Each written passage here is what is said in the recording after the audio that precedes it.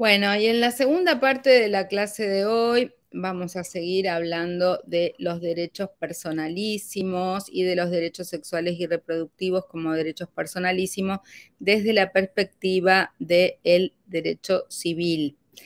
Para hablar de esto, en esta segunda parte nos acompaña la doctora Nina Brugo. Ella es una de las cofundadoras de la campaña nacional por el derecho al aborto legal, seguro y gratuito, y también una de las fundadoras y organizadoras iniciales desde el primer encuentro nacional de mujeres de la Argentina, una feminista, abogada feminista de larga trayectoria.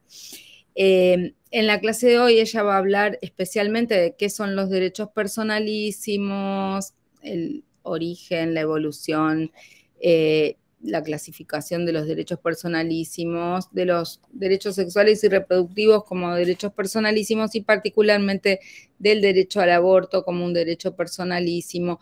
También va a hablar del conflicto o de las interpretaciones entre el derecho a la vida y el derecho a la interrupción voluntaria del embarazo, la tensión en relación a estos temas, cómo los ha resuelto el Código Civil, cómo los ha resuelto la ley de interrupción voluntaria del embarazo, y también nuestros comentarios y críticas desde el movimiento de mujeres o las potenciales reformas en el caso de que pudiéramos debatir nuevamente algunos cambios a la ley. Así que muy bienvenida, Nina Brugo, y el piso, el audio es tuyo. Sí, gracias María José. Yo voy a comenzar fundamentalmente poniendo algunas cuestiones que hacen a recordarles a las personas que están escuchando, que son alumnas o avanzadas o de comienzo de la carrera de Derecho, recordarles que vamos a hablar del derecho positivo, parto, que es un conjunto de normas jurídicas escritas por quienes ejercen en un país la soberanía o función legislativa, ya sea que hayan sido convencionales constituyentes o formen parte del poder legislativo. Bueno, algunas normas pueden estar vigentes, otras no, sobre todo si se promulga otra norma, que muchas veces puede suceder que eso que estaba normado se cambie, que un grupo que sea para dictarse para un grupo determinado de la sociedad o para un conjunto de ellas, o sea, puede haber modificaciones permanentemente, las normas no son absolutas para siempre a veces. Ahora, la jerarquía también, que yo creo que ustedes por ahí la conocen, pero es bueno recordarla, que toda norma jurídica escrita tiene una jerarquía, que es la ley, decretos, acuerdos, reglamentos, protocolo, en fin, etcétera. Y hay quienes agregan inclusive una diferencia de quienes sostienen las cuestiones de derecho natural, que no está escrito en nuestro país, o el derecho consuetudinario, que también sabemos que ha conformado parte del derecho. Ahora si aquí vamos a desarrollar las que están impuestas colectivamente a favor a normar la convivencia entre las personas, sancionado por las instituciones que conforman los establecimientos de un código común. Ahora, recordemos, ¿qué es un código? Es un cuerpo de ley escrita sobre una misma materia, las cuales pueden ser cambiadas por consenso, se traten de leyes fundamentadas en un pacto jurídico y también social. Ahora nosotras aquí vamos a desarrollar lo que es derecho civil. El derecho civil es la rama del derecho que hace a las cuestiones privadas, regula las principales relaciones civiles de las personas, tradicionalmente la rama que regula el estado civil de las personas. O sea, es un sistema de leyes y normas que regula todo lo relativo a estas personas, sus vínculos jurídicos entre ellas y sus relaciones familiares y con los bienes a nivel privado. La propiedad, los demás derechos reales, las obligaciones, los contratos, las sucesiones. O sea, son los vínculos jurídicos entre ellas. Estas leyes pueden están en general establecidas en los códigos civiles de diferentes países. En definitiva, el que estudia y estipula los atributos de las personas dota de estructura jurídica a la familia y al patrimonio y regula las relaciones entre los particulares. Al igual que sucede también en el derecho mercantil, el derecho civil es una rama del derecho privado. Se contrapone al derecho público que regula las relaciones de personas con los entes públicos. También hay otra cuestión que en nuestro país también debemos tener en cuenta porque se introduce muchas veces, es la diferencia con los llamados derechos eclesiásticos que regula asuntos de tipo religioso y que en un país laico no debería ser, pero pasa a veces. Bueno, los ejemplos concretos de situaciones regidas por el derecho civil son los siguientes. El matrimonio, incluido los acuerdos prenupciales que en el Código Civil que se aprobó y entró en vigencia en el 2015, también regula el divorcio, la separación de bienes matrimoniales en esos casos, también regula las uniones convivenciales, que no estaba establecido antes en el Código Civil anterior y que antiguamente se llamaban como concubinato y palabra que no convencía, por eso hablamos convivenciales. Y algunos definen que su finalidad es, todo esto, es preservar los intereses del sujeto a nivel patrimonial y también moral.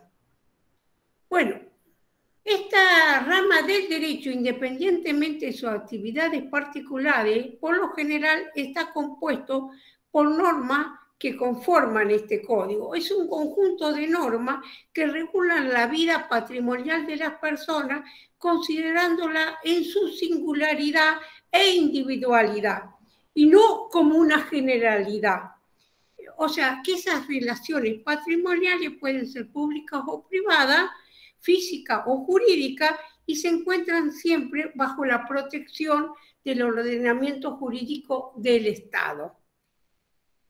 Puede considerarse como una forma de derecho privado, dado que regula las relaciones entre las personas al margen, que, como decía yo, de lo público, y puede de derecho supletorio o auxiliar de otras ramas del derecho privado, como regular específicamente dentro de la vida civil situaciones mercantiles de derecho laboral también.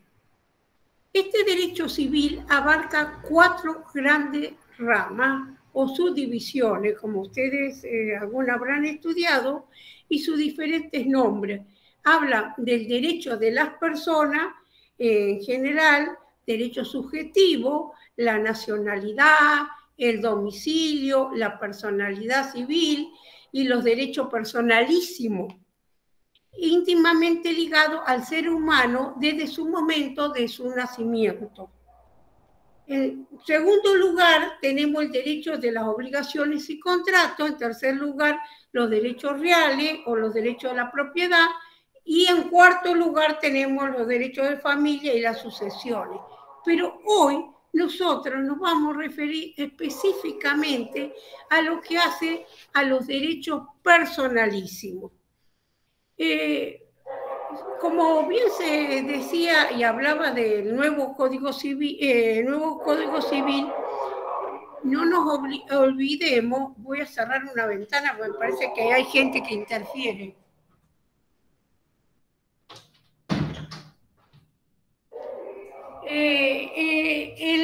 Ese Código Civil salió en el boletín oficial, a partir de ese momento de su vigencia, en el 8 de octubre de 2014, pero estipulando que la vigencia en sí iba a comenzar en agosto de 2015.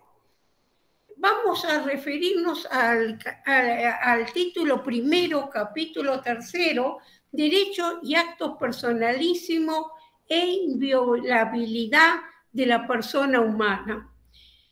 Este concepto que se considera de los derechos personalísimos, o también llamado de personalidad, son aquellos que constituyen una distintiva categoría de derechos subjetivos esenciales que pertenecen a la persona por su sola condición humana, teniendo una íntima conexión plena con esa persona. Eso permite que esta persona, a su autodeterminación, esto es, poder decidir sobre determinados ámbitos personales, teniendo como único límite o afectación de intereses los intereses legítimos de terceros. Hoy, la doctrina y la jurisprudencia nacionales están de acuerdo que su naturaleza se encuentra marcada por el concepto de derecho subjetivo que está dado por el poder o acción de ser reconocido o concedido a una persona por el ordenamiento jurídico, es decir, por el derecho objetivo para exigir el comportamiento o conducta determinada a otra persona que sirve para la satisfacción de sus intereses humanos. Bueno, ¿cuáles fueron sus orígenes?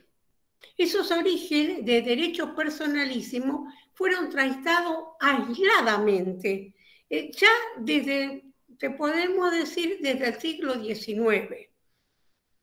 Pero sistemáticamente fueron siendo consagrados en el siglo XX en normas de tipo internacionales, como la Declaración Universal de los Derechos Humanos en el año 1948, el Pacto de San José de Costa Rica en 1969, luego en la Declaración Universal sobre Bioética y Derechos Humanos de la UNESCO en el año 2005. O sea, nació entonces un verdadero derecho internacional protectorio de los derechos a la personalidad, que influyó significativamente en las legislaciones locales y en la concepción misma de estas figuras. Estos derechos de personalidad, ¿dónde está su fundamento? En un principio constitucional de respeto a la persona, a la personalidad humana. Resultado, el derecho a la vida. ¿Cuáles son? El derecho a la vida, a la identidad, a la propia imagen, a la voz, a la intimidad, a la inviolabilidad del domicilio, al nombre, al trato digno y equitativo del consumidor. Entre otros, se aplican en la práctica, todo esto se aplica en la práctica en derecho privado. Y al decir de un destacado jurista como Hersey, los encuadra a los derechos personalísimos como sistema, a los efectos metodológicos de su análisis e investigación, efectuando una categorización sistemática partiendo de la idea que puede identificárselo como premisas y derivado. Así, algunos derechos personalísimos pueden ser caracterizados como de categoría de premisa, como primario, y otros adquieren el carácter derivado de aquello, aunque aclara que esa clasificación no afecta en su esencia y autonomía. Todos son esenciales y autónomos, pero tienen una ciertas derivaciones. Esto posee una intensidad que sistemáticamente tiene una conexidad de causa a consecuencia. Yo les voy a dar un ejemplo y con eso va a quedar claro. El derecho a la vida es un derecho premisa, primerísimo, pero de ahí sale un derecho que puede ser derivado, que es el de la salud. O sea, también podemos ver otro ejemplo que del derecho a la vida como premisa, de ahí sale como derivado el derecho a la dignidad. Y a su vez, el derecho personalísimo a la dignidad puede ser premisa y de uno derivado que sería el honor y la imagen. Bueno, por eso en el actual Código Civil y Comercial, en el libro ese primero, las consecuencias civiles mencionadas, principio constitucional, con un amplio reconocimiento de esos derechos. En general, yo no voy a leer lo que dice el artículo del Código Civil, eso pueden recurrir ustedes. Estamos hablando del artículo 51 y su siguiente. Incluye la inviolabilidad de la persona humana, la protección a la imagen, consentimiento informado, el valor otorgado a la autodeterminación de las relaciones y los intereses atinentes a la esfera vital de la persona. Y todo eso tiene a veces concordante con otros artículos. Están en el artículo 55, 58, 56, en el 59, en el artículo 61. Bueno, ahora, en el marco axiológico de la dignidad humana, en el artículo 51, y en el 52, 279 y en el 1004, la teoría crítica de valores es según mantiene una axiología, Scheller, un jurista, los valores superiores. Ellos consideran que hay valores superiores que son los religiosos, inferiores sensitivos. Bueno, esa es una apreciación, porque hay acá diferentes apreciaciones sobre este tipo de cuestiones. Pero lo que yo quiero remarcar en los fundamentos de esta reforma que se asume es un reclamo de la doctrina argentina que se ha prolongado en el tiempo. El establecimiento dentro del derecho privado de un régimen sistemático de los derechos de la personalidad. ¿Por qué? Por considerarse que la reglamentación deviene de derecho constitucional, que incorporó en nuestra Constitución, en su reforma del año 1994, el derecho internacional precedente de los convenios de derechos humanos, que habían sido suscritos por nuestro país, como también las leyes complementarias. Además, existen otras leyes que lo están contemplando, la ley de trasplante, la ley de ejercicio de la medicina, la ley de propiedad intelectual, los derechos del paciente con los profesionales, derechos pacientes con los profesionales, instituciones de salud, la ley de salud mental. De ahí se consideró que deberían tener un cierto lugar en el Código Civil. Por eso fueron incorporados. Para una adecuada tutela de la persona humana, lesionada en su intimidad o persona o familiar, a su honra, a su reputación, a su imagen o identidad, o que cualquier modo resulte menoscabada o pueda reclamar la prevención y reparación de daños sufridos conforme lo dispuesto en ese mismo artículo, en el mismo título y capítulo dentro del Código de Responsabilidad Civil. Ahora, ¿cuáles son los caracteres de estos derechos? Son absolutos. Erga omnes, que podríamos decir, contra todo el mundo. Atribuyen a la persona un poder que puede ser valer frente a quien sea. Tienen como fundamento último el reconocimiento del valor central de la persona como correlato de su dignidad. Y son también, otro de sus caracteres, es que son innatos, inherentes y necesarios, porque surgen en el origen de la persona por su solo carácter de ser individual. Existe una unidad inseparable entre el sujeto y el objeto del derecho. Se produce independientemente de la actividad del titular dirigida o encaminada a adquirirlo. Esto no necesita la concurrencia de medios legales de adquisición. Surge por el simple supuesto de la personalidad. No existían anteriormente en manos de otro titular para ser trasladado al titular actual. Es propio de esa persona. Otro tercer elemento es que son vitalicios.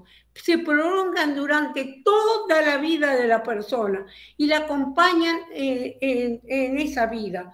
Tanto son atributos de persona humana, inherentes y necesarios, y por lo tanto son imprescriptibles.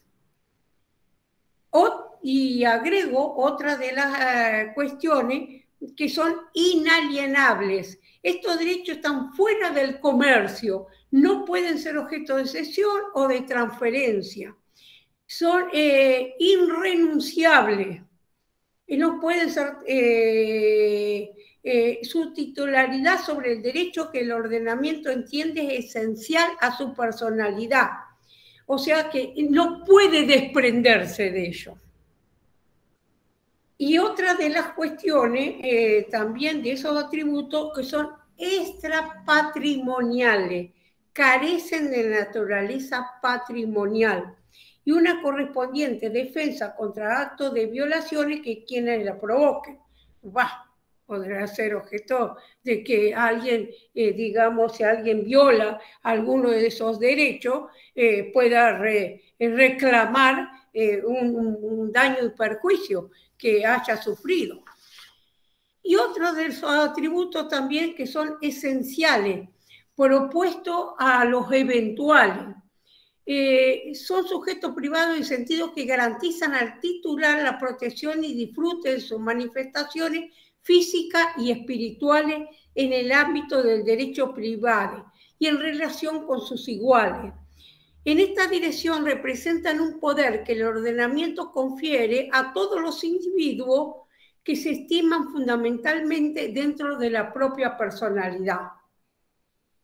Bueno, yo aquí voy a destacar algo especial que también se da en este código por primera vez. Es la protección de los derechos personalísimos de los menores de edad.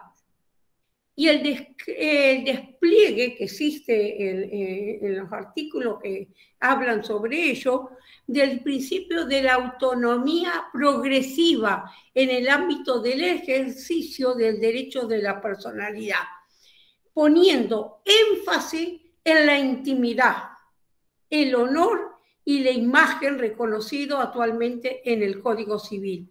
Estos fundamentalmente están en los artículos 25 y 26 del Código Civil.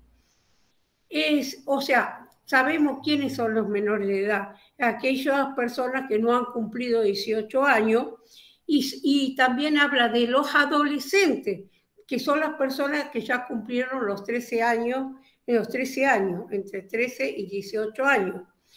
Y para ejercer esos derechos a la intimidad, al honor y a la imagen, los menores de 18 ejercen derechos a través de sus representantes en general, pero sin embargo, al sostenerse y adoptar un sistema de autonomía progresiva, los menores pueden realizar por sí mismos los actos que la ley establece, habiendo adquirido un cierto grado de madurez suficiente. En el caso de los adolescentes que no necesitan, por ejemplo, ir al médico acompañado por su representante. Y acá tiene mucho que ver también en lo que está estipulado en la ley 27610 de derecho al aborto que hemos conseguido. Bien claramente, como de 16 a 18 se lo considera una persona mayor y entonces puede decidir la interrupción o no de su embarazo, y entre los 13 y 16 y hay un conflicto con su representante y además puede decidir toda cuestión de salud que no sea invasiva. Y yo, eso es una cuestión personal que yo les cuento, yo considero que no es invasivo el caso de una interrupción del embarazo a través medicamentoso, a través del misoprostol. Sería si hubiera que hacer alguna, algún legrado o inspiración, no sé, eso se podría discutir. Eso lo agrego yo como una cuestión personal. Ahora, volviendo a los derechos personalísimos, en la Declaración Universal de Derechos Humanos de 1948 señala que todo individuo tiene derecho a la vida. Y también en el Pacto de los Derechos Civiles y Políticos es inherente a la persona humana en las convenciones todas que fueron incorporadas, ya lo repito, en la reforma del 94.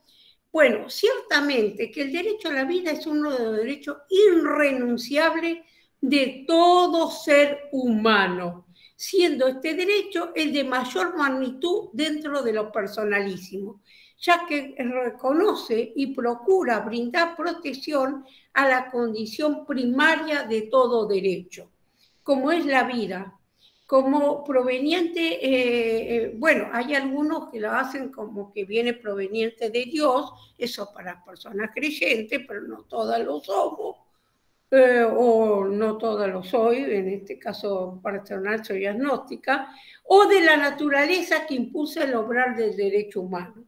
El derecho a la vida ha sido generalmente reconocido y protegido en todo su orden. En nuestro país, el reconocimiento y la protección tienen rango constitucional. No se puede desconocer por dicha vía el reconocimiento al derecho a la vida que está dentro de la Constitución, porque es un derecho humano básico, es inherente a la persona humana y permite el reconocimiento y habilita para los demás derechos. Y está desprovista de todo otro tipo de cualidad, de toda persona, la vida, a la libertad y a su seguridad. Se supone que los estados y las diversas instituciones sociales tienen el deber de proteger, respetar y garantizar la vida de los seres humanos en todas circunstancias. Esto no se limita solo a evitar la muerte y el asesinato, sino también a fomentar condiciones óptimas para el desarrollo de una vida digna. Y de ahí viene la abolición de la pena de muerte, que en nuestro país está abolida. Leyes para la protección de los ciudadanos, especialmente los más vulnerables, leyes para tener una vida digna, que ya lo dice el 14 bis, incumplido generalmente, y también para la protección de los niños y adolescentes, para la protección de la mujer, el significado del derecho a la vida, y se define como el derecho que tiene todo ser humano a no ser privado de la vida y su dignidad de manera alguna, es decir, es el derecho universal de vivir la propia vida. Ahora, ojo, no es una cuestión absoluta. Supongamos en este momento que yo estoy conversando con ustedes y se aparece una persona e intenta matarme para hacer un asalto. Supongamos que yo tuviera a mano, cosa que no lo tengo, una cuchilla de cocina y yo le impido. Yo he agredido la vida esa humana, pero lo he hecho en defensa de mi propia vida. O sea que tiene sus cuestiones no absolutas por ahí. Bueno, pero volviendo a lo que veníamos hablando, es que los estados y las diversas instituciones sociales tienen el deber de proteger, respetar y garantizar la vida de los seres humanos en todas circunstancias, y no se limita a evitar solamente la muerte y el asesinato, sino también a fomentar condiciones óptimas para el desarrollo de la vida digna. Y lo vuelvo a repetir porque desgraciadamente eso no hay un respeto a eso. Sí, y considero que se considera que es una violación del derecho a la vida todo intento deliberado para dañar, lastimar o privar de una vida digna a una persona. Esto está inspirado y fundamentado en la mayor parte de los tratados internacionales y constitucionales del mundo. Desde su promulgación ya tiene implicancias diversas, entre ellas ejemplos concretos, la protección del derecho a la vida. Podemos mencionar a la defensa propia, que fue el caso que yo en este momento les comenté. Y ahora voy a hacer una cuestión que tiene que ver a algo que se modificó en el artículo de la existencia de la persona en el nuevo Código Civil del año 2015. Les digo que no todas, el famoso artículo 19, que lo voy a leer y les voy a hacer comentarios sobre eso, dice: la existencia de la persona humana comienza desde el nacimiento, sin perjuicio de reconocimiento retroactivo de derechos civiles desde la concepción. Igual reconocimiento en caso de técnicas de reproducción asistida. Bueno, yo lo que les puedo decir es algo. Yo no estuve de acuerdo, y hubo en su momento frente de algunos de los diputados que eran, porque hubo comisiones entre diputados bilaterales, tanto de senadores como de diputados. En esas comisiones que hubo, no todos estuvieron de acuerdo, porque acá nosotros estábamos introduciendo a la existencia de la persona humana desde su nacimiento. Y hay una cuestión que no todos estamos de acuerdo de cuándo comienza la persona humana, la existencia de la persona humana. ¿Por qué? Si nosotros nos ponemos a ver, y eso lo han dicho muy claramente personas tan importantes como la doctora Carlucci de Mendoza, que ha dicho que no todo en un instrumento jurídico no cabe hacer definiciones de tipo filosóficas ni ideológicas. Eso es así. Unas cuestiones son cuestiones jurídicas y otras las cuestiones, aunque quieran llamarlo de bioética. Es establecer en qué momento comienza la existencia de la persona humana. Yo les voy a contar algo. Desde el derecho romano, recién era persona cuando la persona pensaba en la existencia, o sea, la concepción, era un conjunto de tejido, ni hasta que naciera con vida. Antes no era reconocida como tal.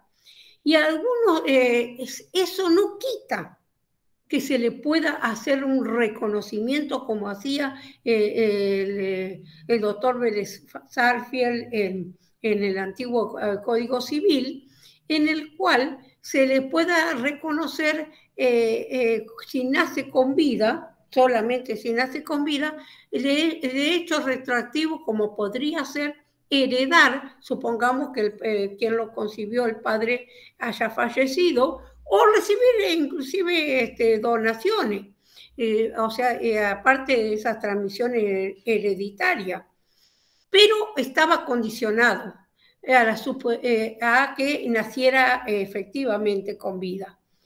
Inclusive, fíjense ustedes, Savignani, que no era ningún, en el siglo XIX, interpretaba el derecho romano como persona por nacer una afición jurídica en su beneficio, porque reconocer persona humana, no todo inclusive viene de todos los sectores religiosos. Y esto quiero ser clara, porque existe en distintos lugares de la religión, y en esto yo he estudiado teología, y he visto que, por ejemplo, un teólogo muy importante alemán, como es Hans Kuhn, creo que ahora muy viejito ya está, pero que ha tenido una gran trascendencia en lo que es la teología alemana, y él habla que la persona humana tiene que ser, no puede imponerse a todo como persona humana desde un punto de vista religioso en las cuestiones jurídicas. Y partía de un hecho, fíjese, desde la Edad Media, porque Santo Tomás de Aquino, y también fue San Agustín, pero sobre todo Santo Tomás de Aquino, un eminente teólogo de la religión católica de la Edad Media, que se había basado en Aristóteles, consideraba progresiva en la persona desde la concepción hasta constituirse como vida humana. Y no hablaban de vida humana, y ellos decían que no tenía alma hasta los 3 meses, por ejemplo. Y eso yo lo he estudiado muy bien. O sea que, y eso no es contradictorio que se le reconozca derecho con posterioridad, con la condición que nazca con vida, como recién lo dije. Ahora, y hablar de este tipo de cuestiones desde ese punto de vista, para mí es incorrecto. Y por eso considero que si bien la inviolabilidad de la persona humana, que no es totalmente absoluta, fíjense ustedes, la cuestión de qué hacen los derechos reproductivos, la cuestión que hacía que en el antiguo, que ahora ha sido reformado con la ley de 27610, que reconoció el derecho de interrupción del embarazo, digamos, para todas las personas, depende de su voluntad.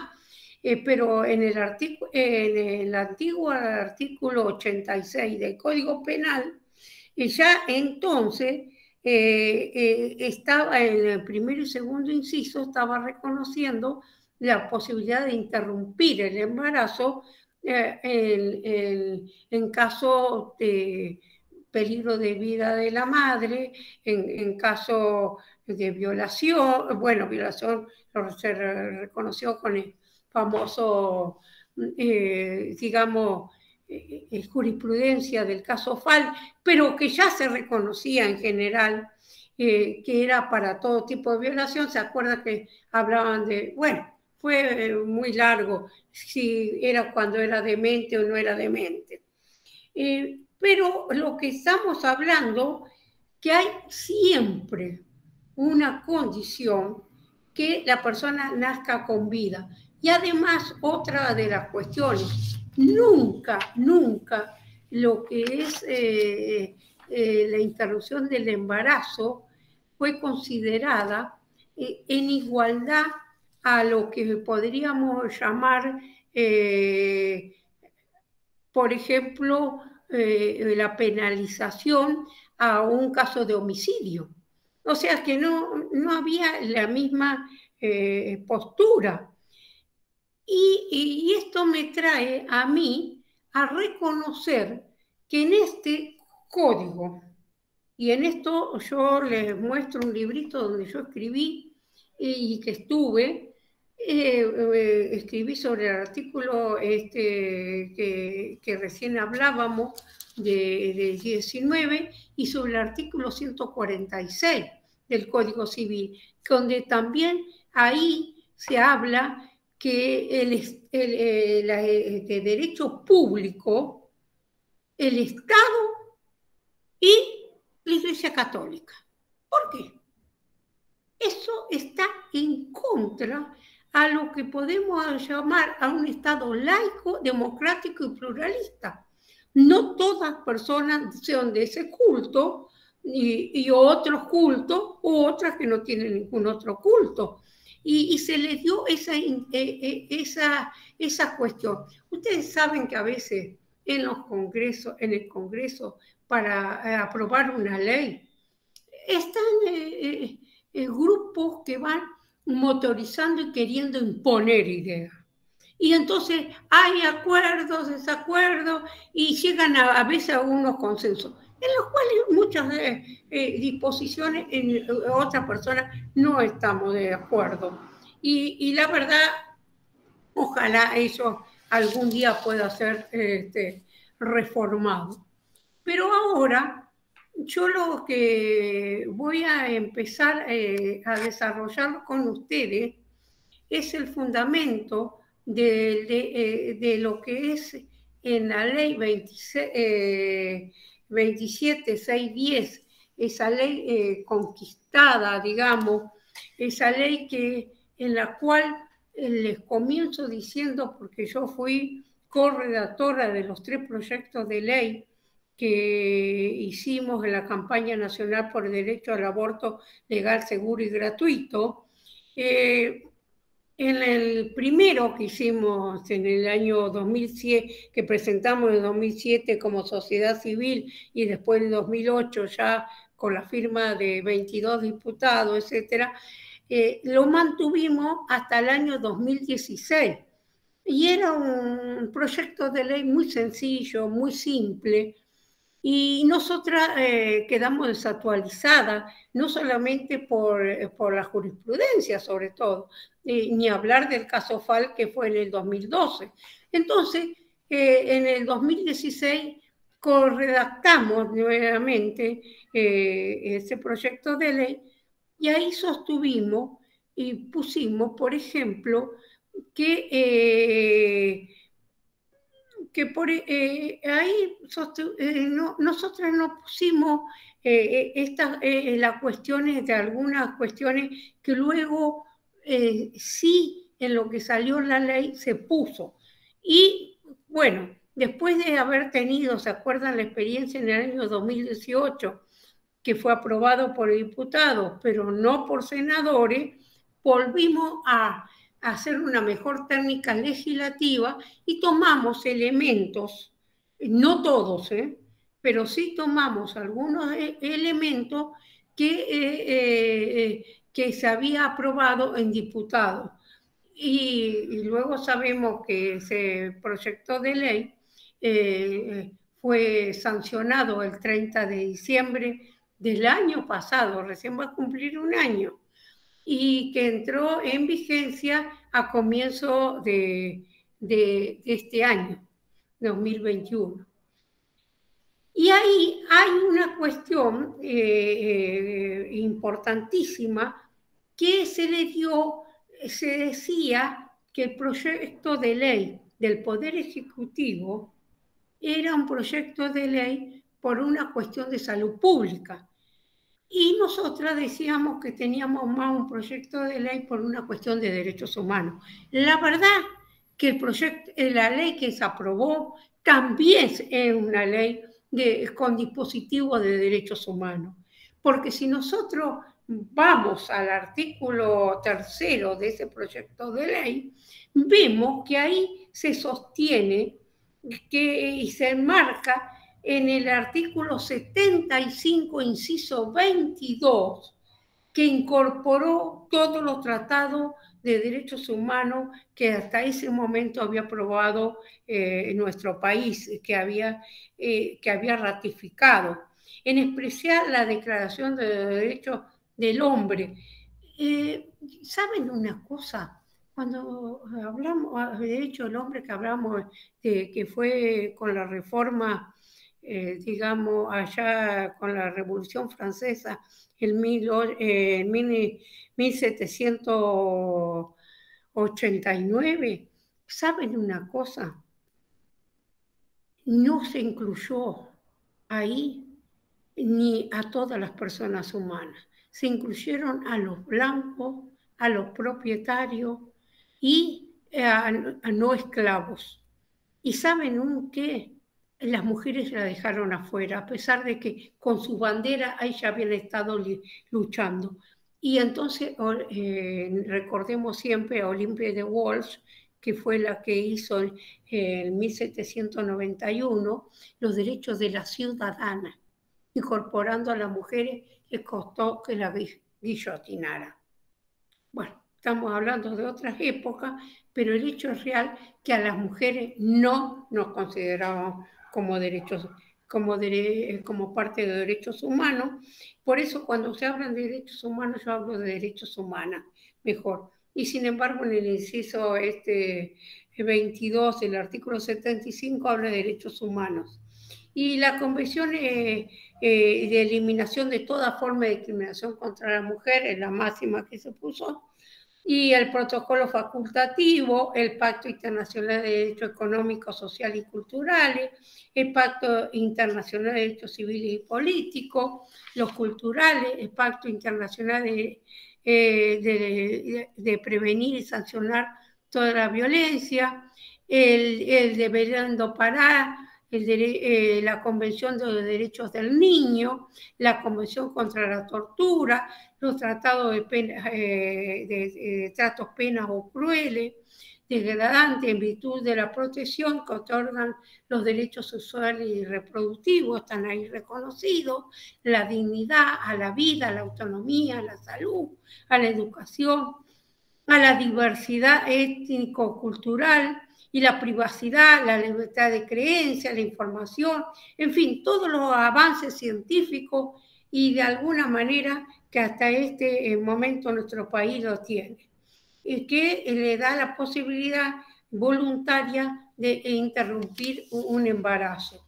Pero nosotras acá lo que vamos a hablar, y es lo que me quiero referir, dentro de las distintas cuestiones que hacen a este proyecto de ley que ustedes vienen desarrollando, y a los derechos reproductivos de donde nace, en fin, yo lo que quiero es venir a contarles a ustedes polémicas que podemos tener y que tenemos ya en algunos de los artículos que fueron aprobados por esos acuerdos y pactos que se hacen entre los legisladores de las distintas bancadas políticas con diferencias muy grandes y que posibilitó que la ley saliera. Eso lo reconozco, pero no nos conforma del todo. Y les voy a decir y que nosotras como campaña habíamos luchado. ¿Saben a cuál me quiero referir fundamentalmente? A los artículos 10 de esa ley aprobada. A que hace sobre todo, que creo que lo van a ver más adelante, pero yo quiero dejar establecido elementos que yo escucho a las compañeras que tenemos contacto, que hacen y amerita que esta campaña, aunque haya conseguido la ley, no desaparezca. Porque las leyes pueden aprobarse pero su promulgación a veces e implementación es dificultosa. Entonces tenemos que estar atentos. Yo considero que debemos seguir adelante y estando allí para que esto siga adelante. No tenemos que desarmar nuestra campaña. Ojalá las que son más jóvenes vean otras cosas en otro momento, pero nosotras ahora tenemos que estar. Y hace el artículo 10 que habla de la objeción de conciencia. A la salud que debe, ¿saben ustedes que la campaña desde el 2010, en el proyecto ya del 2016, nosotras no poníamos la objeción de conciencia? ¿Por qué? Porque había traído muchas dificultades. Y, sin embargo, sobre las cuestiones de objeción de conciencia hay, digamos, conceptos amplios y conceptos más restringidos para la objeción de conciencia. Y en realidad yo diría que el artículo 10, como el artículo 10, no estoy hablando de otro artículo, el artículo 10 de este proyecto, de esta ley que está en vigencia, tiene sus dificultades y es en sentido amplio porque habla que el profesional de la salud que deberá intervenir en manera directa en la interrupción del embarazo tiene derecho a ejercer la objeción de conciencia a los fines del ejercicio de la misma. Dice, mantenerlo tanto en sus ámbitos públicos como en sus ámbitos privados, que realmente así no era, y deriva de la buena fe derivar de buena fe a la paciente un objetor de conciencia para que sea atendida en forma temporánea y oportuna y sin dilaciones. Cumplir con el resto de sus deberes profesionales y obligaciones jurídicas. No podrá negarse en el caso de la vida o la salud de la gestante esté en peligro. Ahí nada de objeción de conciencia. Y que requiere una atención inmediata e impostergable. Y no se podrá alegar también objeción de conciencia para negarse a prestar atención posaborto.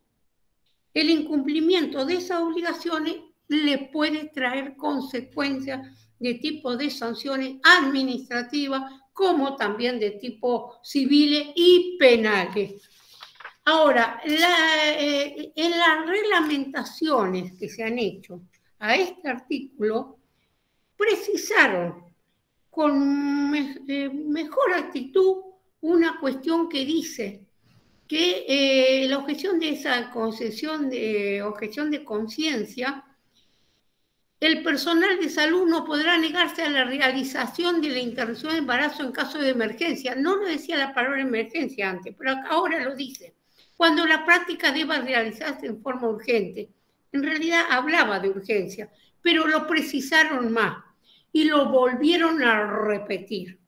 Porque en realidad, de acuerdo a versiones que nosotras tenemos en un hospital público, se está negando.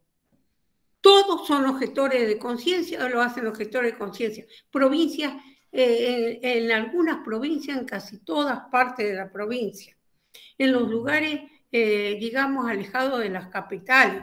Pero inclusive, yo tengo entendido, y eso he hablado con las compañeras que yo formo parte de la Federación de la FACA, que es la Federación de Abogados de organizaciones de colegios públicos del país, en la ciudad de Santa Fe, donde fue, para mi modo de ver, asesinada a Ana María Acevedo, que no le quisieron atender su cáncer que tenía acá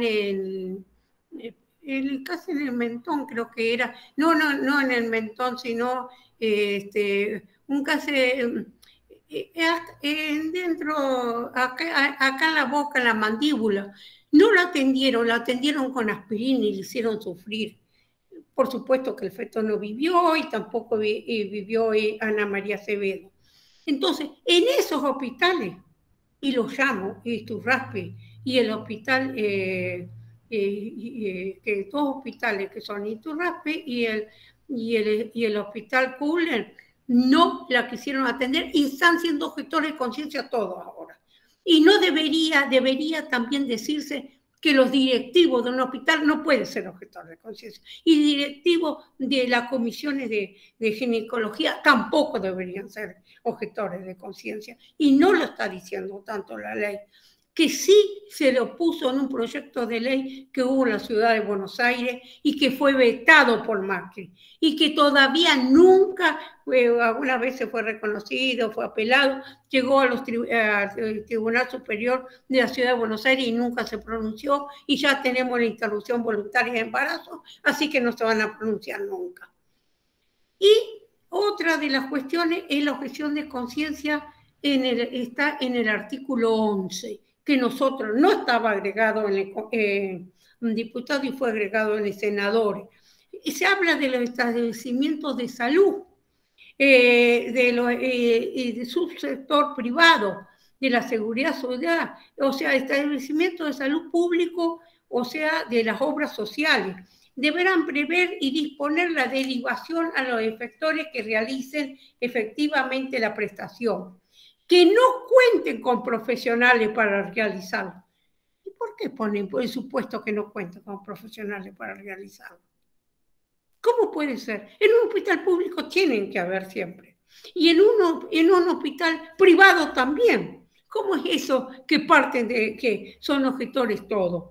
Porque ya está presumiendo que van a ser objetores. Yo en ese artículo, como está redactado, no estoy de acuerdo. Y deben garantizar la práctica. Esa gestión y los costos dice que van a estar a costa de esos sectores. ¡Ajá! Macana, en los sectores públicos, me decían las compañeras de Misiones, que son todos objetores, inclusive no hacen segundo trimestre, porque cuando hay que hacer un legrado, otro tipo de práctica médica que no sea medicamentosa, los mandan hasta Rosario. ¿Y quién los paga?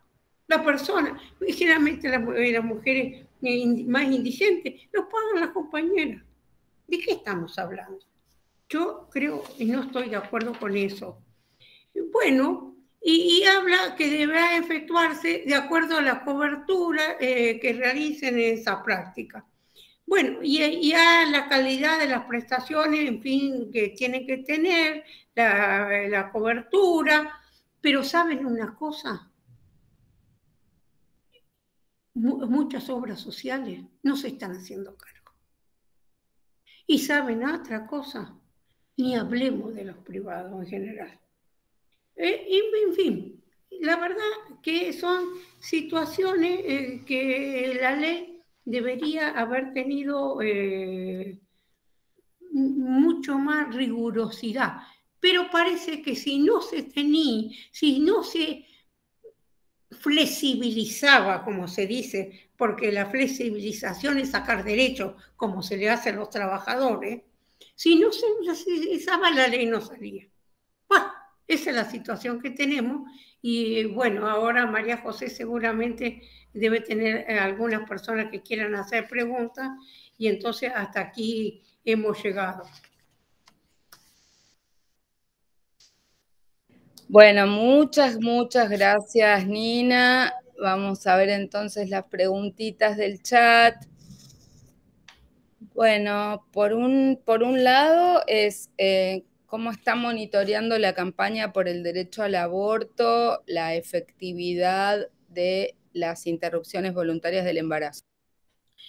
Bueno, nosotras en la campaña tenemos de alguna manera algunas personas que son, no hay un monitoreo formal todavía.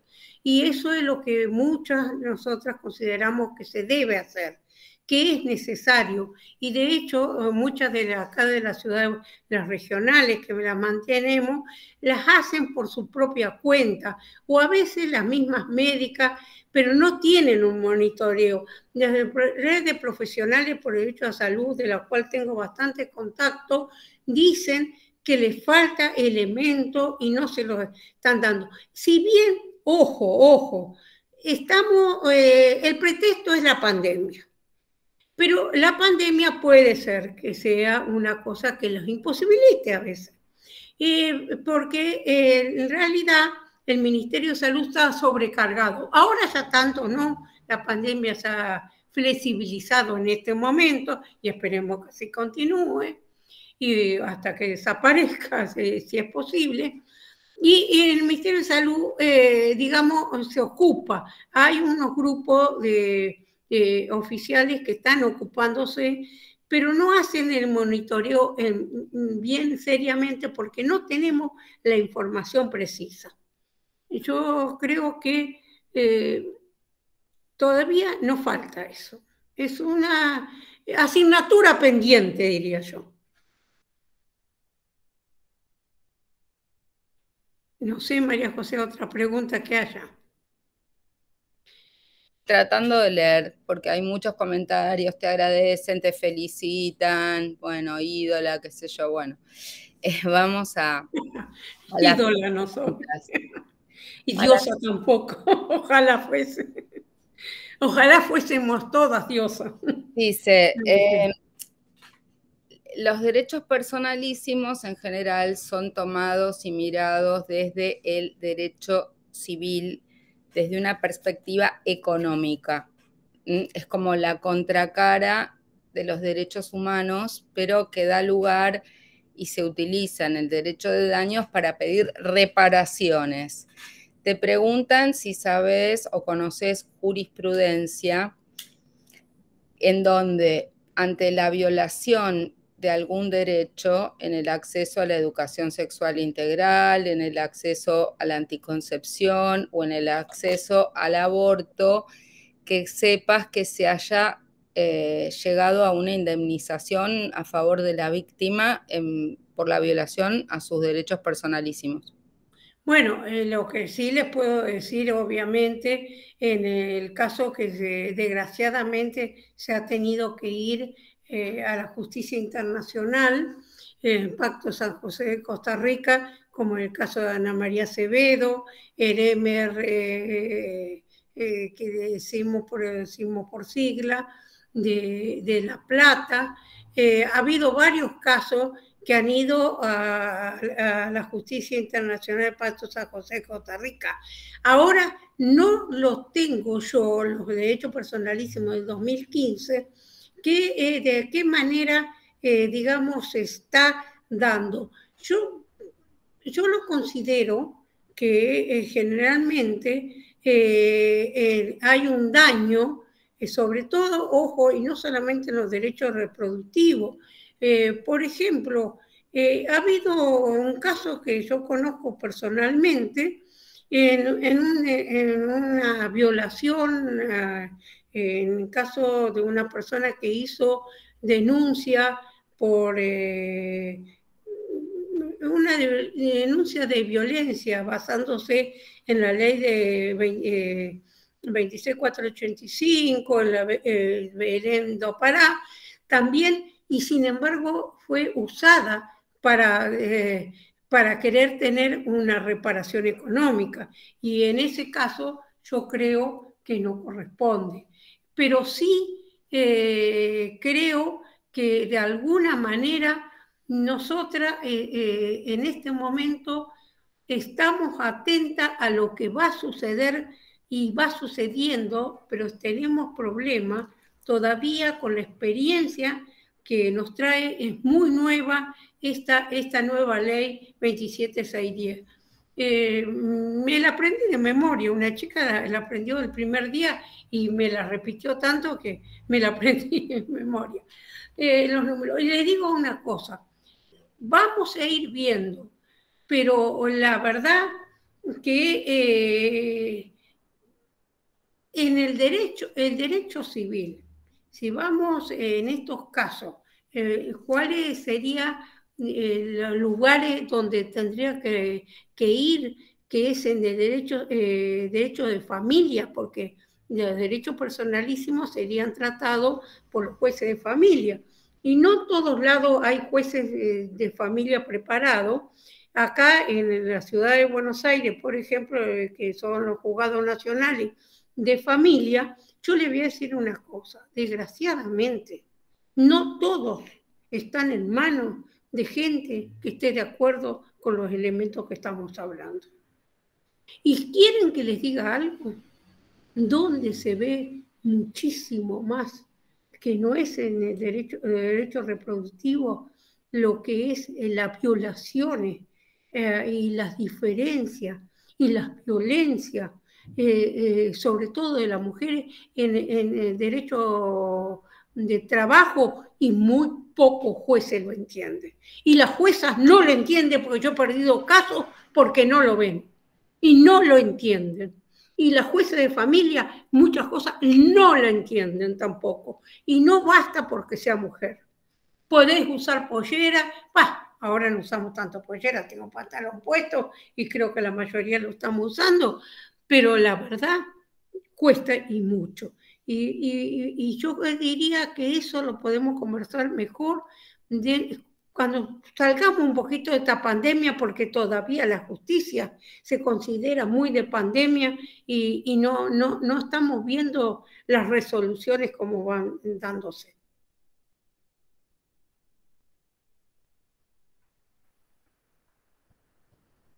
¿Alguna otra pregunta?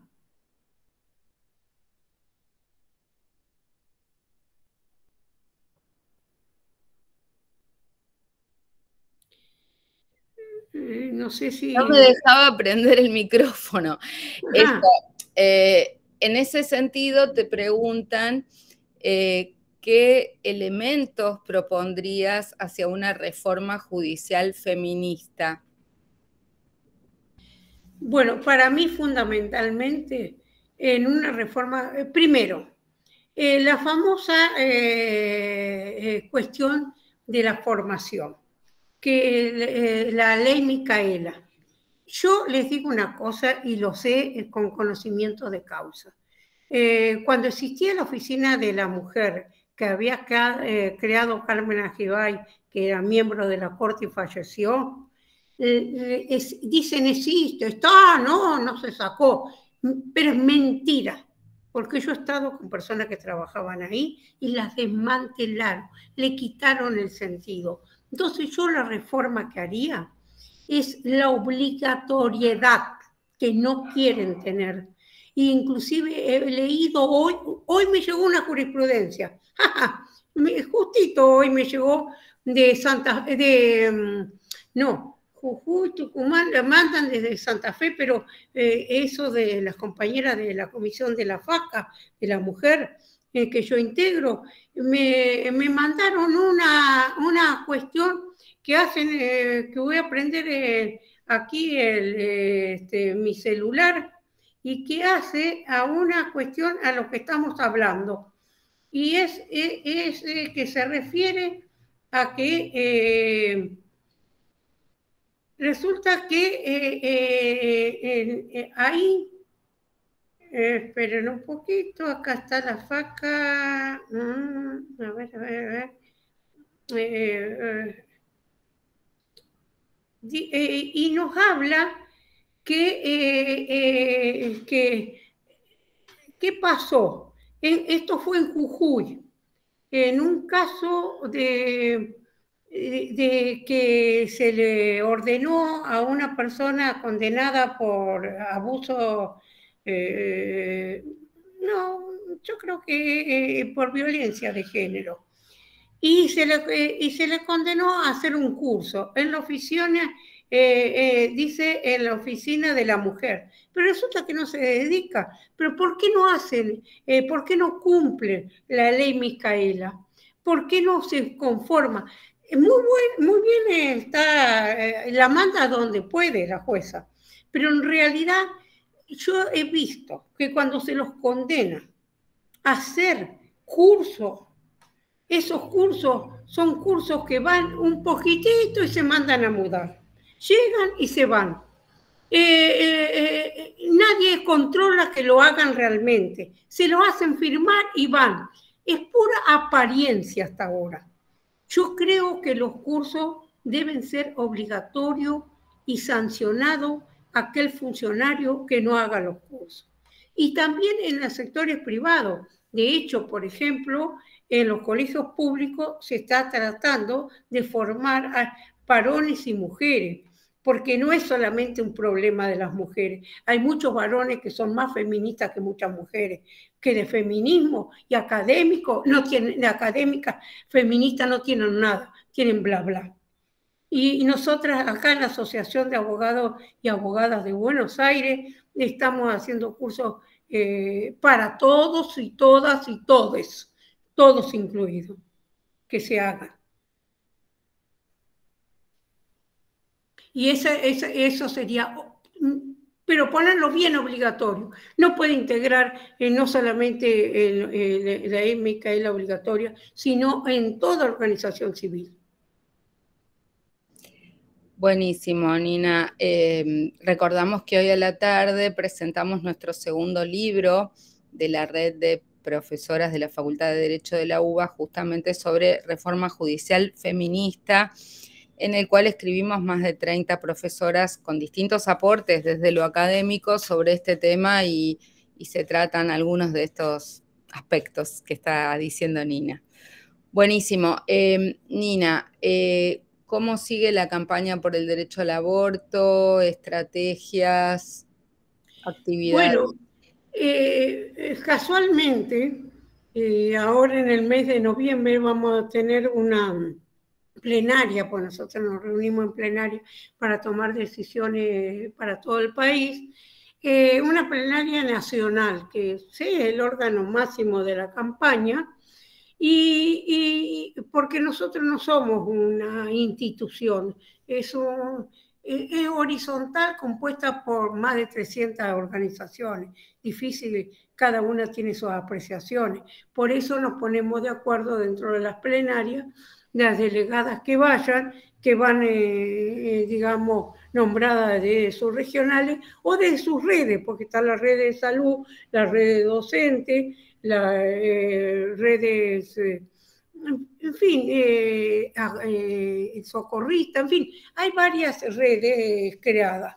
Y resulta, nos vamos a reunir, creo, en la ciudad de Rosario, según tengo informado, pronto va a ser, y ahí se tomará. De hecho, creo que casi todos estamos de acuerdo que hay que continuar, porque si nosotras no estamos atentas no va a llevarse adelante. Ahora, ¿de qué modo y de qué manera y de qué forma lo vamos a hacer? Eso está por verse. Las posiciones van a ser diferentes, no es monolítico, cada una tiene posiciones diferentes y las discutiremos.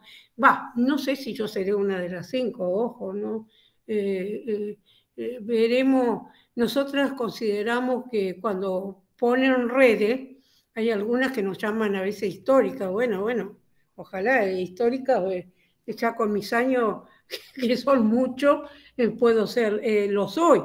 Pero, y además, desde el año 90 que estoy en este tema y fui cofundadora, pero no lo sé realmente. Y quienes vayan, serán las mejor representativas. No necesariamente tiene que ir uno, pero que sí nos pongamos fuerte y firme para continuar, para que esto siga adelante, para que realmente estemos atentas, acompañada por toda compañera interesada en el tema e integrando, porque no necesita ser de una organización, puede ser individual e integrar la organización. Nosotros en la Regional Buenos Aires estamos abiertas a toda persona que quiera incorporarse.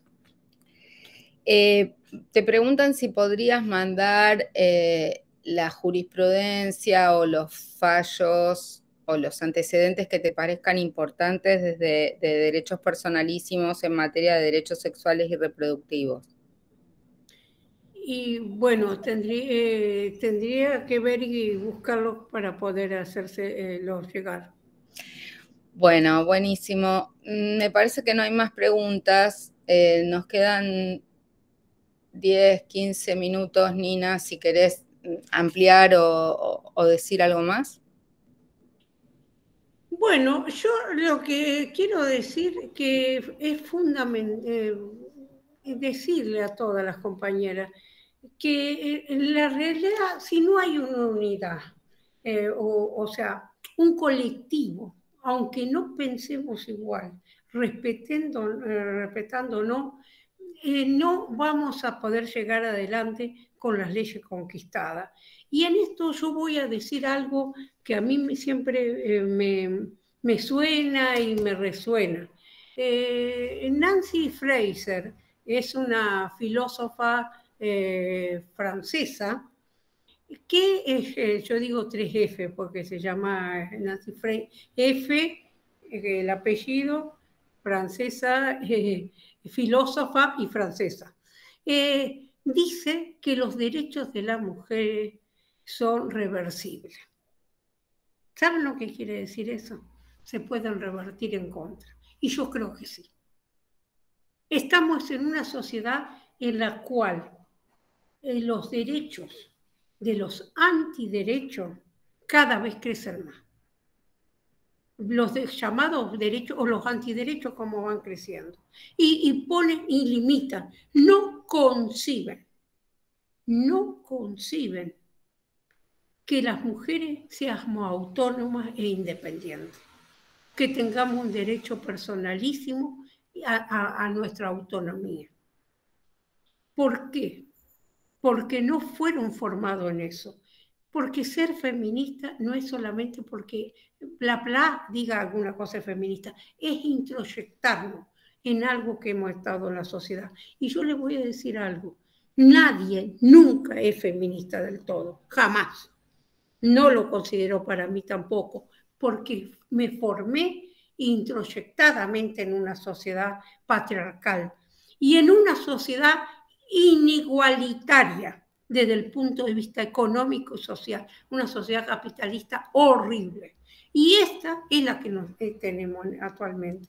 Y tenemos que estar, tenemos que ver, tenemos que continuar, pero no podemos hacerla aquella que no hemos comprometido a hacerla sola.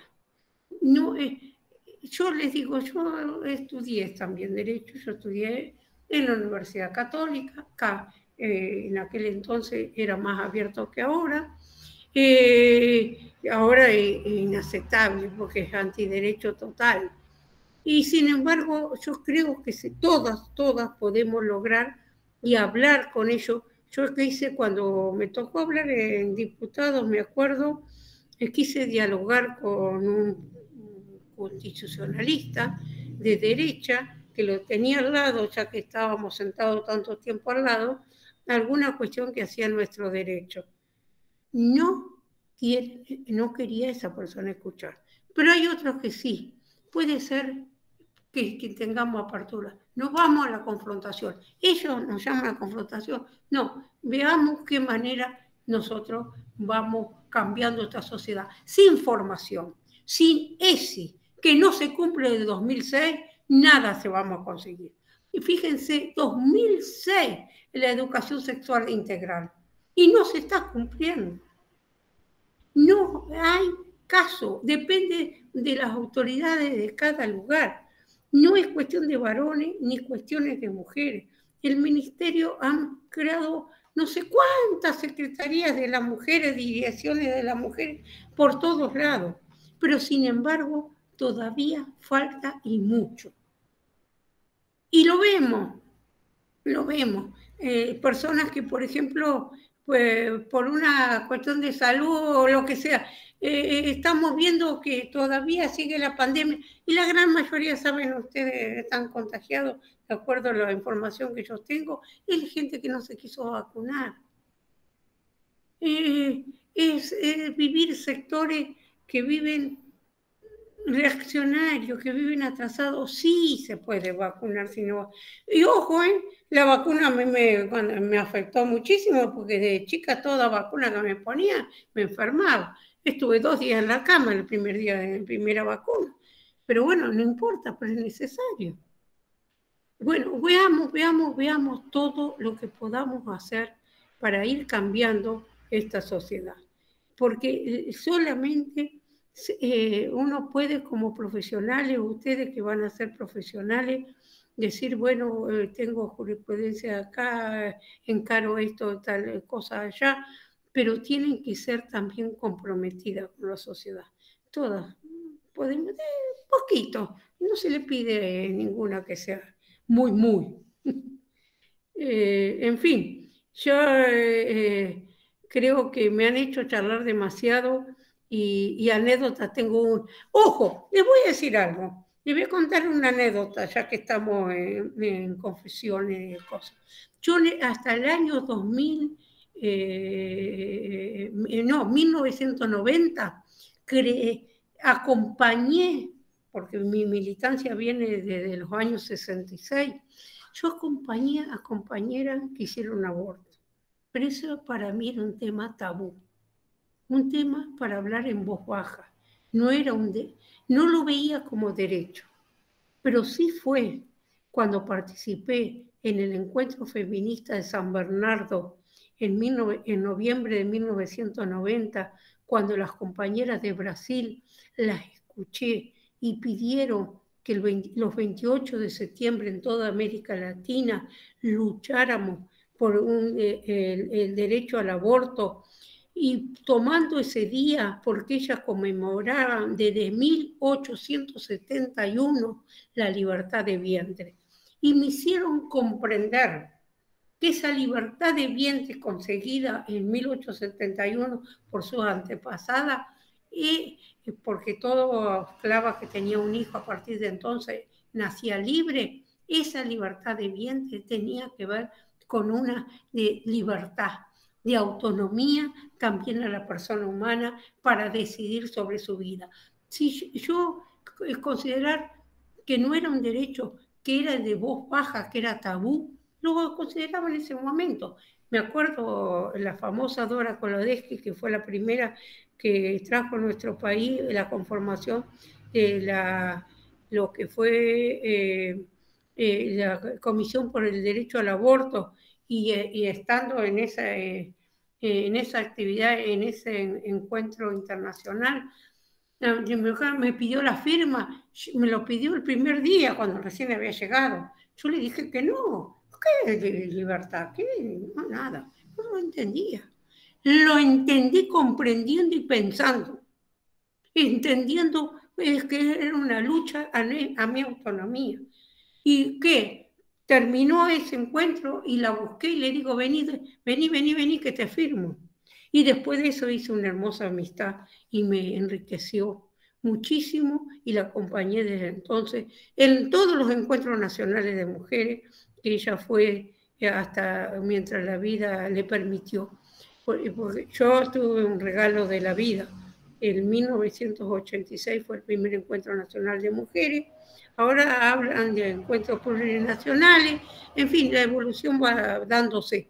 Yo estuve en los 34 y la vida me lo regaló. Y a lo mejor me regala los otros encuentros que se realicen, llámense como se llamen, pero ahí estaré. Y espero estar acompañada con compañeras como ustedes, que están escuchando y atentas a una clase como esta. Gracias, Nina. Hay compañeras y compañeros, porque el curso es mixto. Compañeros y compañeros. Yo hablo para los tres. Una vez me preguntaron que discriminaba. No, no, no, no discrimino. Ahora, los lenguajes, para que cambien totalmente, se va dando poco a poco. Pero ojo, no me saquen que nos costó tanto. Hasta guillotinada estuvo por ciudadana Olimpia de Walsh. También. Bueno, muchísimas gracias, Nina, y te agradecemos toda tu dedicación para la clase de hoy. Esperamos que todo esto podamos ponerlo por escrito. La idea es que hagamos una publicación con todos los profesores y profesoras que nos están acompañando como invitadas. Sería muy bueno poder tratar de trabajarlo de acá a febrero y meterlo en la imprenta del año que viene. Así que bueno, esperamos los materiales que nos quieras mandar, y si no, nos estamos viendo con el resto el próximo miércoles a las 10 de la mañana. Un beso grande, gracias. Hasta gracias. La semana que viene.